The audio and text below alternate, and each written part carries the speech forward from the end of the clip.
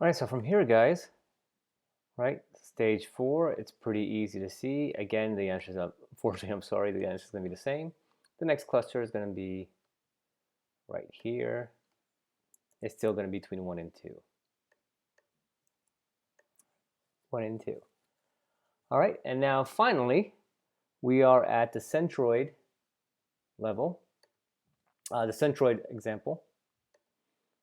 And the centroid is basically the same thing, it's just slightly a little more work, slightly a little more work.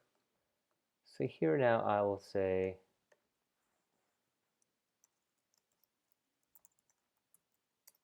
centroid, right? Again, we start off with this. Start off with that. I know the minimum is going to create cluster 1, so I can take this as well. All right. It's going to be this and this. So basically start from this position. Right? Again. All right. So delete this. And now we're going to recreate the distance. And now here I have to do some work, guys. Here I have to do some work. Because 3 and 4, right, I have to create new centroid points for 3 and 4. All right. So I'm going to have to grab my original table from before. See this? I have to grab this table from before, guys. Like I said, it's going to be a little more work here. I'll move this in a second. All right. So first things first is for this new group, this new cluster that's created, that's 3 and 4. I need to get the centroid for it. So what's the centroid for 3 and 4? Again, it's going to be the average of this and the average of that. So right here I can say plus 1 x y. All right. So the average of 8 and 7 is 7.5. That's easy. And the average of 5 and 4 is 4.5. That's easy.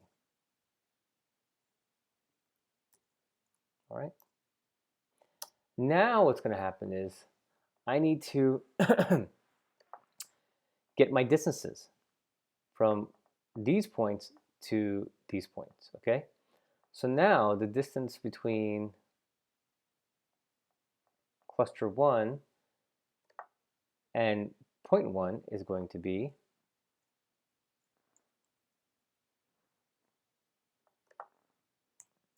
let me do the distance and then I'll add the square root. So I'll do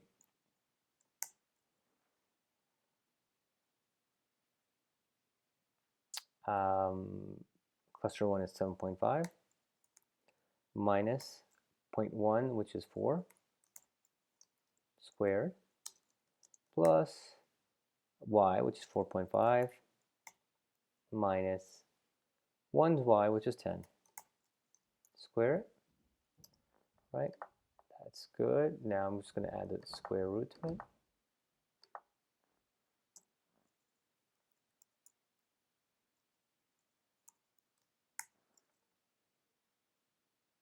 Close it up there. And we are done. 6.519. You see that? 6.519. Very nice. So that is going to be the distance from cluster 1 to 1. So let's do the same thing for cluster 1 to 2. Let me just copy this. And now it's going to be 7.5 minus 1 for cluster 2. It's 4.5 minus 8. Right there. All right. And now the last one is for position 5, or 0.5. 7.5 minus 9. And 4.5 minus 2.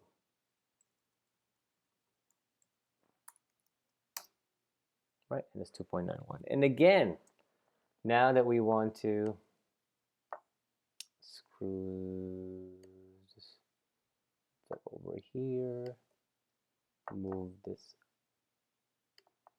both these guys up here.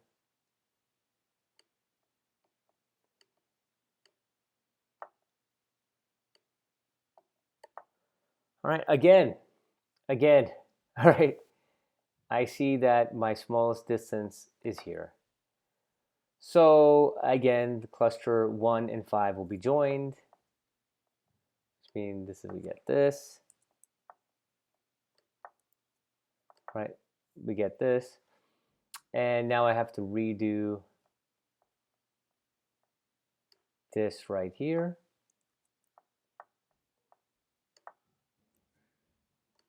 I have to redo this here. And again, that'll be relatively easy because I just need to recalculate now.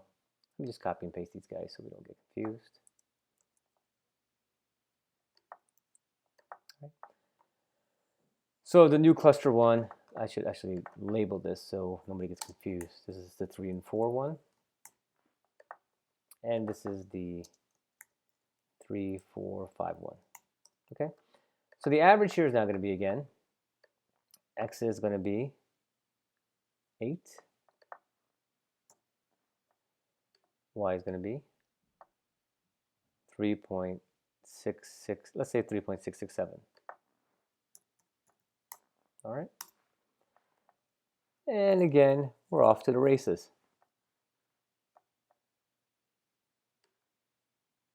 Steal this. Sorry. Steal that.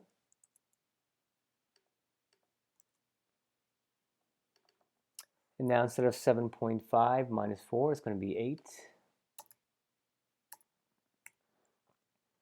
Instead of 4.5 minus 10, it's going to be 3.667.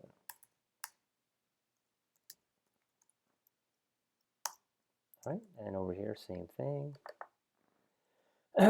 Instead of 8 minus 7.5 minus 1, it's going to be 8 minus 1. Instead of 4.5 minus 8, it's going to be 3.667 minus 8.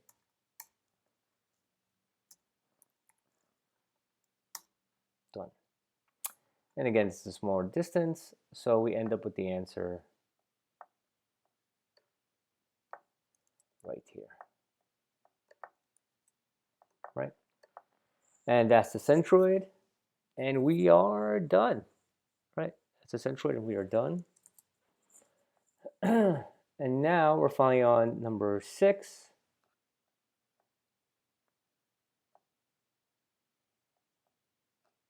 That was long. Number 5 was a doozy. So now we're finally on number 6. Number 6 is relatively easy. All right, 6 is number relatively easy. 6 says, given the clusters below, which vertical plots were made using the single linkage method versus complete linkage method? All right, so now we want to basically look at these plots right here and say, okay, which one these 3 plots are. So basically, these 3 plots are from one methodology, these 3 plots from another methodology. So which 3 plots were made with the single and which ones were with the complete? All right, well, let's look at the criteria, the characteristics. Complete linkage is maximum. Maximum creates clusters of varying different sizes. All right, varying different sizes. Extreme different sizes. Sometimes you'll have a really big one and a really small one. And single, which is the minimum one, that creates snake-like features. All right, snake-like features. So based on those classifications, here, this can be considered, I guess, a snake-like feature here and here. Here you have, these are roughly the same, so this what I would say goes, I'm not sure about this one, but this goes to single. Here, this definitely goes to single. Here again, it's roughly broken evenly again. And here, this is extreme, but this is actually extreme right here. So here you have a situation of 3 different types of clusters of varying sizes, unlike if you use the algorithm.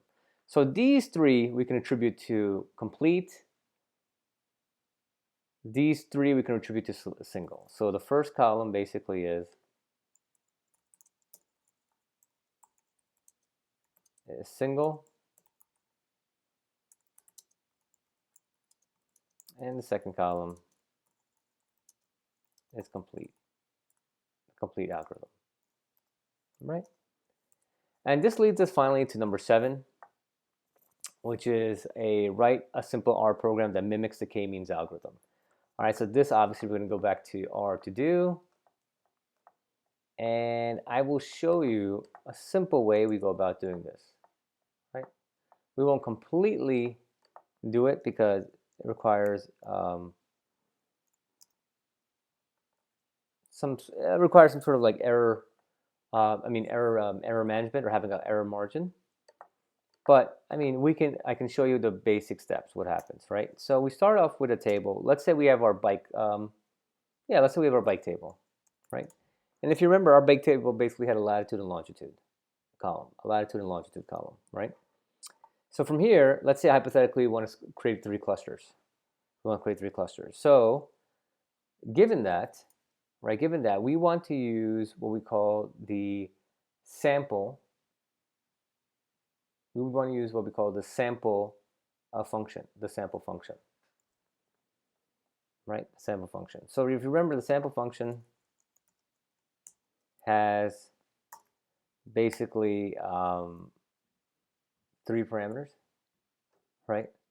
Has 3 parameters, and it is actually getting pretty crazy. But I can choose, like for example, if I say I want to choose randomly numbers from 1 to 10, I just want 3 numbers, and I can say yeah, that's fine. And it'll give me 3 points right there, 5, 4, and 10. We want to recreate the same kind of because remember, the first step, what we do is, you randomly choose 3 locations. Now we can randomly choose 3 locations using the sample function, or we can basically, and there's different mathematical algorithms you can use. You can say, give me, if I'm creating 3 zones, then let me subdivide the thing by horizontal bars or vertical bars, and I'll take the center of each bar, whatever. Each way it's okay. So I'm just going to use the sample way to stay more close to heart with how k-means works. Okay, how k-means works. And I'm going to figure out which sample values I should use. Now, which sample value should I use, right? If you guys remember, and when we had our data, actually, you know what? Let's go ahead and use our actual data. So I'm going to go ahead and define bike as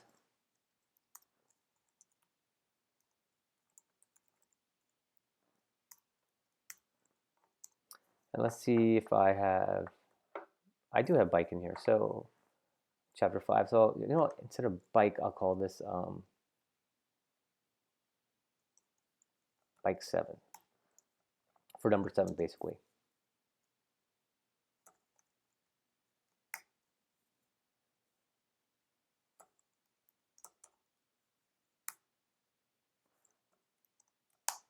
Done. All right. So now I have an empty bike 7 table, right? This will be a little easier for you guys to work along. Right? I have a latitude and longitude. So basically what I want to do, guys, is I want to choose a number that's between my latitude values, my biggest latitude value, my smallest latitude value, and my, again, random numbers. 3 random numbers between my biggest latitude value and my smallest latitude value, and my biggest longitude value and my smallest longitude value. That's the way I want to run that sample function, right? That's the way I want to basically do it. So first I want to get 3 latitude values. So I think the question is, all right, what's the largest latitude? Call it max lat equals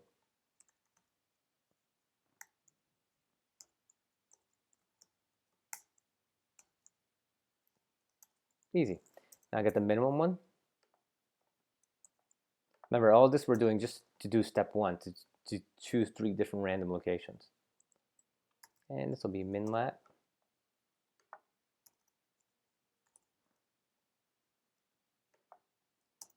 All right. And from here, I now want to do the same thing for my longitude.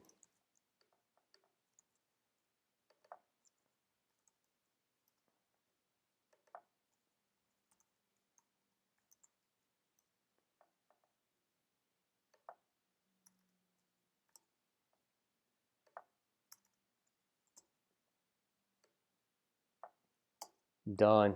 All right, now what? Now what do we need to do? Now we need to do, all right, max lat, max longitude, min longitude. So now we need to create a situation where we have the sample function. Now we can use a sample function to take a random sample data from the max to the min and the min to the max. The question is how we're going to do this, because if you were to do, oops, don't want that, close that out.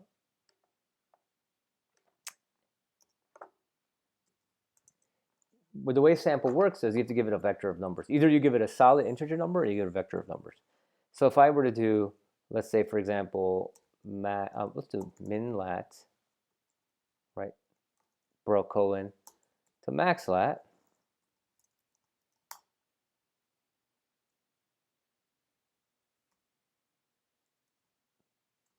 That's not what I want.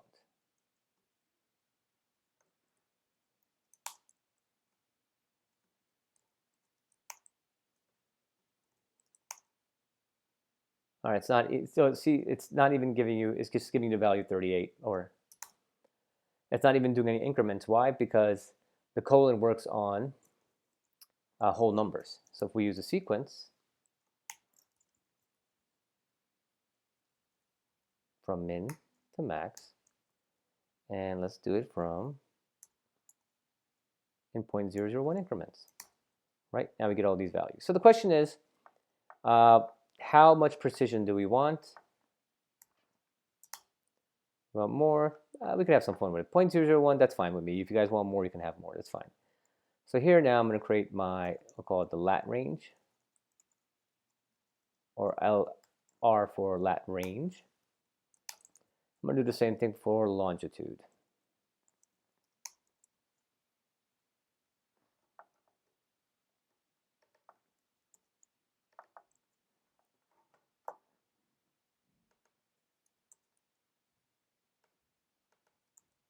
All right.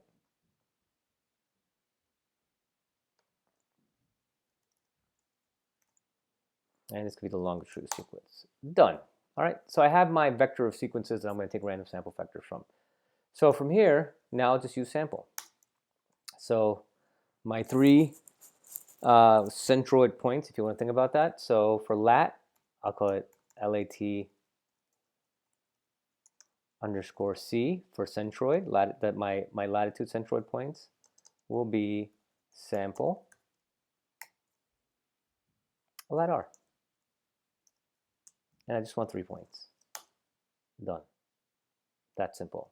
Let's see which one points it chose. It chose those points. Excellent. And for longitude, I'll do the same thing.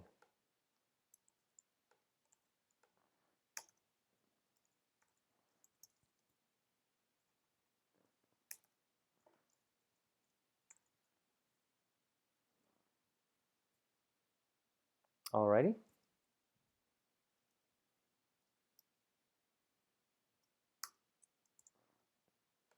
All right, now cool, with the power of ggplot, we don't have to do this for the assignment, but we can check out where these levels things ended up. That's pretty cool to do. So let's do, real quick,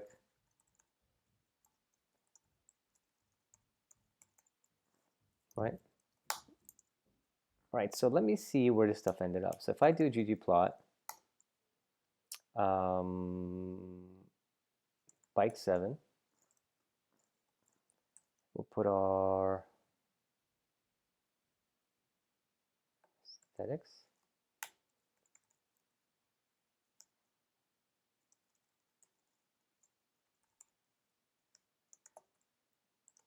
Y equals latitude. Okay, let's go latitude.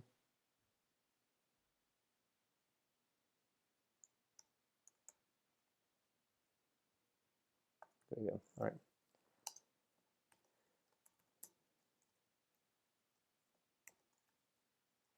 All right, color purple.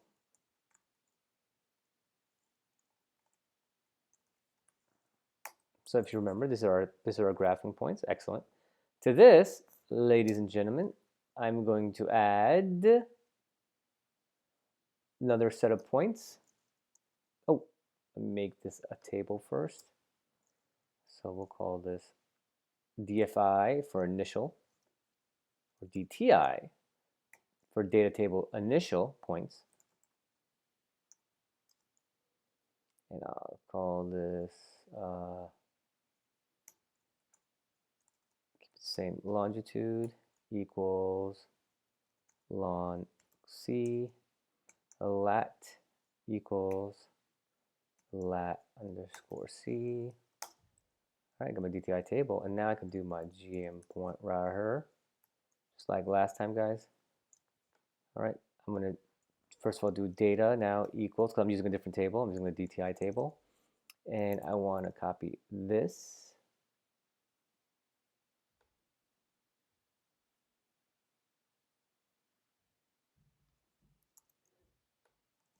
And I want to have a different color. Let's do yellow. Nice yellow color. Longitude, oh, sorry, that's not the name of my columns. I named it long and lat. So it's going to be long, and that's going to be a lat.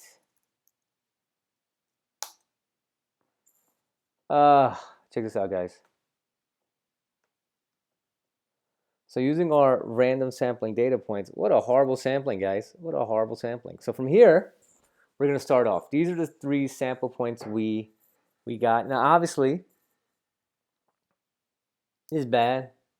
It's not good, right?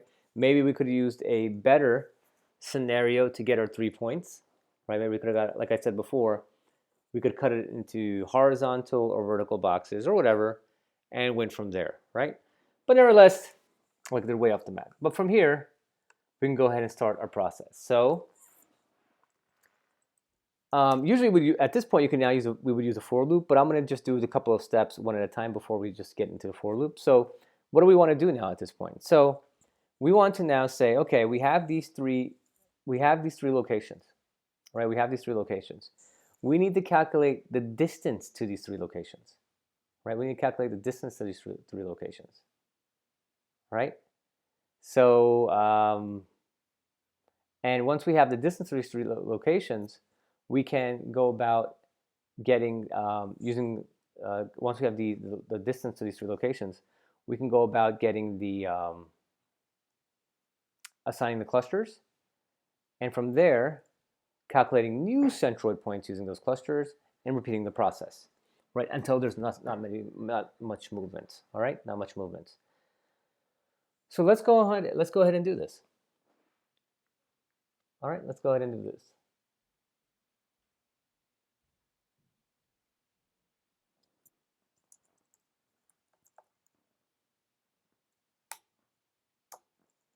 All right, so what I need is I need the positions from 1 to 1. So I already have the DTI table that makes things convenient for me. So what I'm going to do is I'm going to call it basic K1, K2, and K3, I guess. You know, the positions to kiosk 1, kiosk 2, kiosk 3. All right, and kiosk 1, kiosk 2, kiosk 3 will correlate with the rows, whatever the row is in DTI. All right. So for all the rows in K1, right? K1. It's basically going to be the value of the latitude. We're going to basically do our we're going to use our Euclidean distance formula again, right? Even though these aren't, you know, actual data points, because it's latitude and longitude, it'll still work out for us.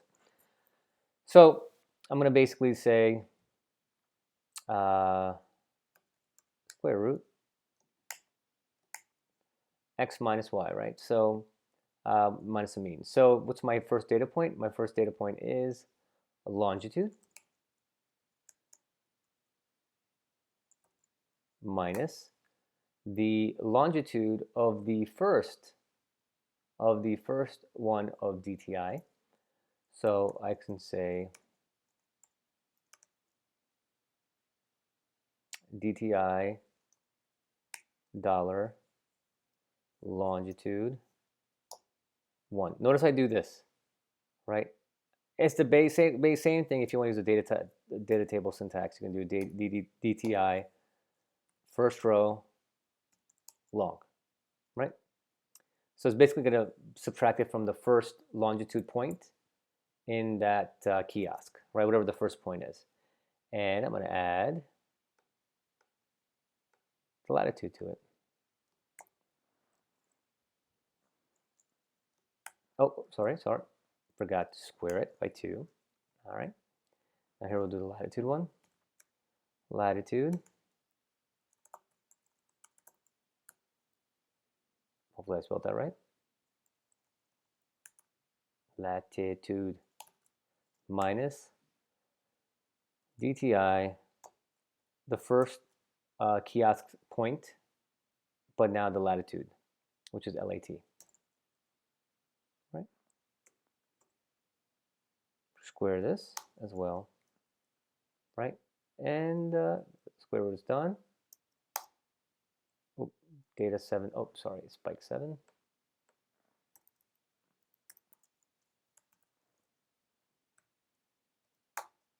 And we're done. And now, guys, if you look at if you do bike 7, we now have what we did was we just calculated there. We calculated the distance from each one of these bike stations to that hypothetical kiosk, the initial one that we started, one of these yellow points right here, whatever those yellow points are. All right, so that's kiosk 1. And again, kiosk 1, and kiosk 2, and kiosk 3 is defined by the row of DTI. So if I just, right, the first row right here is kiosk 1, the second one is kiosk 2, the third one is kiosk 3. All right, it's that simple. So I have the distance from kiosk 1. Now I want to do the distance from kiosk 2.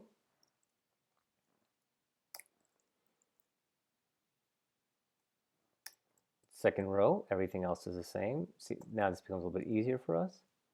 Everything else the same. Done. Now I'm going to do it for the third one.